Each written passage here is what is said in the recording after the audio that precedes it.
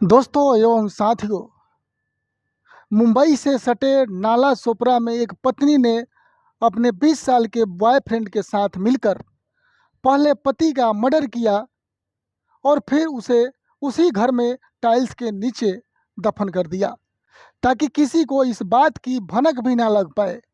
फिलहाल आरोपी महिला और उसका प्रेमी घर से फरार है। ये मामला भी कुछ हद तक मेरठ की मुस्कान और इंदौर की सोनम जैसा है, तो कृपया आप लोग दिन थाम को हमारे इस न्यूज को सुने। दोस्तों, अपने आशिकों के प्यार में पागल पत्नियों के कारनामों आए दिन सुनाई देते रहते हैं। इसी वजह से कभी उनका पति नीले ड्रम में दफन मिलता है तो कभी हनीमून पर मार दिया जाता है। मेरठ की मुस्कान और इंदौर की सोनम की कहानी कौन नहीं जानता है, लेकिन मुंबई के गुड़िया तो इनसे एक कदम आगे निकली। 20 साल के प्रेमी से पहले पति को मरवाया, फिर घर में एक गड्ढा खोदकर उसमें लाश को दफन कर दिया। यही नहीं, इसके बाद अपने पति के भाई को बुलवाया और कहा कि बाथरूम के लिए एक गड्ढा खोदा था, इसमें टाइल्स लगवा दो। मृतक के भाई भी भाभी के इरादों का भाप नहीं पाया और उस पर टाइल्स लगाकर ढक दिया। मुंबई से सटे नाला सोपारा में एक पत्नी ने अपने 20 साल के बॉयफ्रेंड के साथ मिलकर पहले पति का मर्डर किया और फिर उसे उसी घर में टाइल्स के नीचे दफन कर दिया ताकि किसी को इस बात की भनक ना लगे। फिलहाल आरोपी महिला और उसका प्रेमी फरार है। पुलिस ने बीते सोमवार को 32 साल के विजय चौहान, जो उत्तर प्रदेश के जौनपुर के रहने वाला था, उसका शव बरामद किया गया। विजय चौहान को पत्नी और उसके प्रेमी ने हत्या के बाद घर में टाइल्स के नीचे दबा दिया था। विजय की हत्या का पता तब चला जब उसके भाई का कई दिनों तक उससे संपर्क नहीं हो पाया। जब वो घर गया तो उसे दुर्गंध महसूस हुई, कुछ अजीब सा, बिल्कुल बेकार सा जब गंध आया, क्योंकि उसको 10 साल हो गए थे दोनों को शादी के। विजय चौहान अपने पत्नी चमन उर्फ गुड़िया देवी, जो 28 साल के थी, उसके साथ नाला सोपारा के धानू बाग इलाके में स्थित साई शारदा वेलफेयर सोसाइटी में रहता था। दोनों की शादी को लगभग 10 साल से ज़्यादा का समय हो गया था। उनका एक 6 साल का बेटा भी था। पुलिस के मुताबिक गुड़िया का उसी मोहल्ले में बिल्कुल बगल के घर में रहने वाले 20 वर्षीय मोनू विश्वकर्मा के साथ अवैध संबंध था।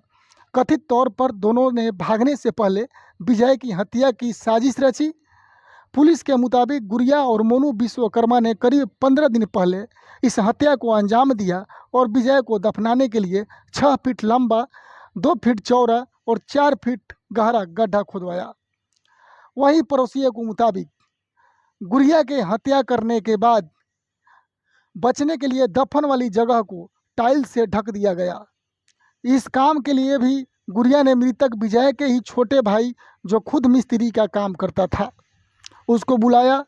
गुड़िया ने उसे कहा कि विजय किसी काम से बाहर गए हैं, बाथरूम के काम के लिए एक गड्ढा खोदा था, अब काम हो गया है तो तुम इस पर टाइल्स लगा दो।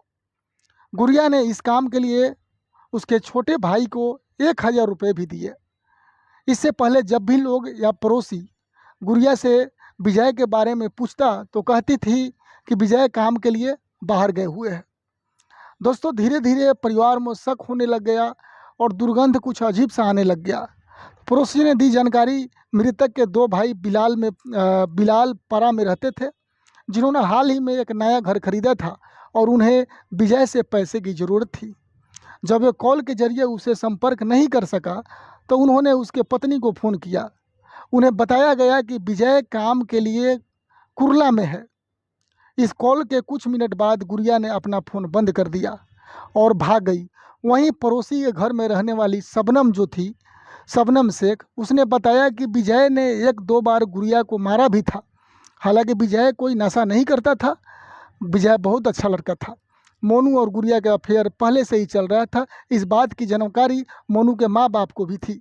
विजय को भी इसकी भनक लग गई थी, लेकिन विजय सोचा कि क्या ज़रूरी है, अगर होगी तो होगी, लेकिन हम दोनों के शादी का बंधन सही चल रहा है, इसको लेकर कोई टॉर्चर नहीं किया। विजय ने 5 साल पहले मुंबई में घर खरीदा था।